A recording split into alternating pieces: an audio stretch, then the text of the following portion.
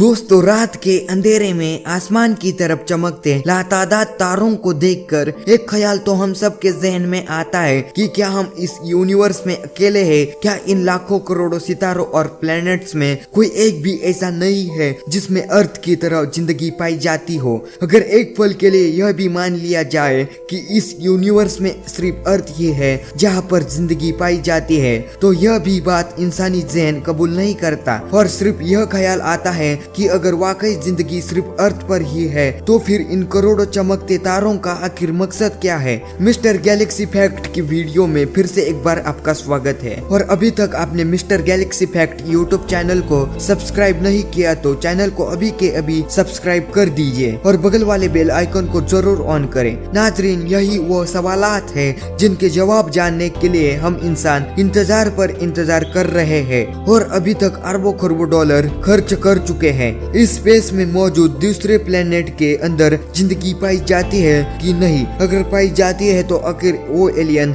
दिखते कैसे हैं और कैसी अपनी जिंदगी गुजारते हैं? यह जानने के लिए नासा ने सबसे पहले चांद पर जाने का फैसला किया, क्योंकि चांद ही वह सपेरा था जो अर्थ के सबसे ज्यादा करीब था। 3,84,000 किलोमीटर दूर अर्थ के चक्कर लगाने वाले चांद की तरफ 1968 में पहली बार स्पेसक्राफ्ट भेजा गया। स्पेसक्राफ्ट का नाम था अपोलो 8 और इसका मिशन था कि इसको चांद का एक ऑर्बिट करके वापस आना है। अपोलो 8 में 3 एस्ट्रोनॉट्स मौजूद थे जिनको चांद के करीब पहुंचने में पूरे 68 घंटे लग गए थे। चांद के चक्कर लगाने के दौरान इनको कोई अजीब चीजें तो नहीं दिखी, लेकिन ये तीनों एस्ट्रोनॉट्स पहले इंसान हैं जिन्होंने अर्थराइज देखा था। यानी कि जैसे हम सनसेट सनराइज देखते हैं वैसे ही इन्होंने अर्थराइज देखा था। और इस हसीन मंजर की तस्वीर भी पहली बार अपोलो 8 में से खींची गई थी। इस मिशन के अगले ही साल यानी कि जुलाई 1969 में नासा स्पेसक्राफ्ट अपोलो 11 पहली बार चांद पर लैंड हुआ था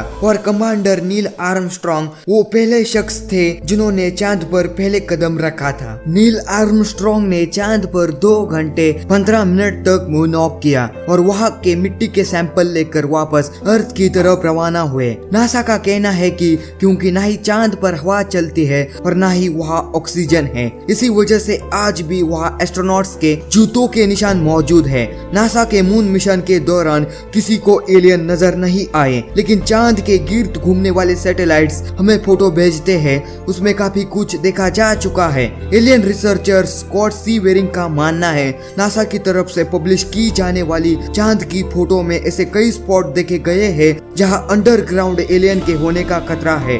उन्होंने नासा की तरफ से पब्लिश की जाने वाली फोटो में चांद पर ऐसे स्पॉट के निशान देखे थे जिसमें एक अजीबोगरीब किस्म की बिल्डिंग नजर आ रही थी। स्कॉट का मानना है कि ये चीज चांद पर दिखने वाली बाकी चीजों से काफी मुख्तलिफ है और ये किसी भी तरह से नॉर्मल नहीं लग रही थी। जब स्कॉट ने अपनी यह रिसर्च पब्लिश की तो इसके बाद जो हुआ वह यकीन करना मुश्किल है। चंद ही दिनों के बाद जब नासा ने चांद की फोटोज अपडेट की तो वह चीज वहाँ से गायब हो चुकी थी। स्कॉट का मानना है कि अगर चांद पर किसी भी किस्म की एक्टिविटी नहीं हो रही तो फिर यह चीज यहाँ से गायब कैसे हुई? या तो नासा ने उस स्पॉट को एडिट करके छुपा दिया है या फिर वाकई चांद पर कोई एबनॉर्मल एक्टिविटीज हो रही है या एलियंस एक्टिविटी हो रही है। बात सिर्फ चंद फोटोज में दिखने वाले स्ट्रक्चर की ही नहीं है। साइंसदानों को चांद के डार्क साइड पर, यानी कि वो साइड जो हमें अर्थ से नजर नहीं आती, वो एक बहुत बड़ा एरिया मिला है जो चांद के बकायद हिस्से पे से काफी ज्यादा मुख्तलिफ है।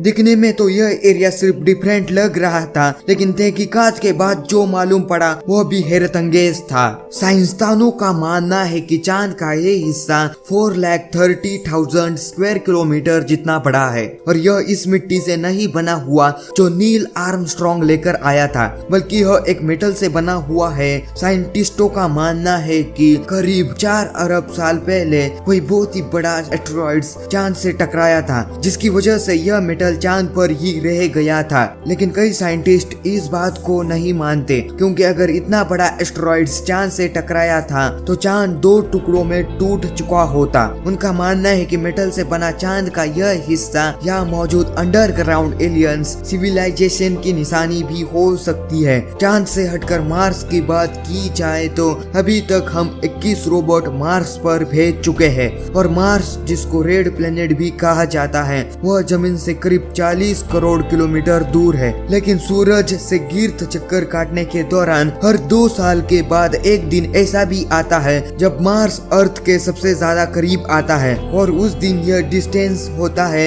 6 करोड़ 20 लाख किलोमीटर रह जाता है। वैसे तो यह डिस्टेंस भी कोई इतना कम नहीं है। अर्थ से मार्स तक अभी तक जो भी रोबोट भेजे गए हैं उनको अर्थ से वहां पहुंचने में पूरे 7 महीने लग जाते हैं। मार्स पर भेजे गए 21 रोबोट में से 20 रोबोट लैंडिंग के वक्त क्रैश हो गए, जबकि 4 रोबोट ऐसे हैं जो वहां कामयाबी के साथ लैंड कर गए और अभी तक मिशन पर है। रोबोट ने अभी तक मार्स की जितनी भी तस्वीरें भेजी है इसमें बहुत सारे स्ट्रेंज ऑब्जेक्ट देखे गए हैं। एलियन रिसर्चर स्कॉट सी बेरिंग का कहना है कि मार्स से हमें ऐसी इंफॉर्मेशन मिल चुकी है जिसके बाद कहना गलत नहीं होगा कि मार्स पर जिंदगी पाई जाती है। उनका कहना है कि उनको मार्स के फोटो में छोटे छोटे पिरामिड दिखे हैं, यानी कि पिरामिड जिन्होंने अर्थ पर ही एक बड़ी मिस्ट्री बना कर रखी है। ऐसे ही छोटे छोटे साइज के पिरामिड मार्स पर देखे गए हैं। मार्स पर मौजूद रोवर ने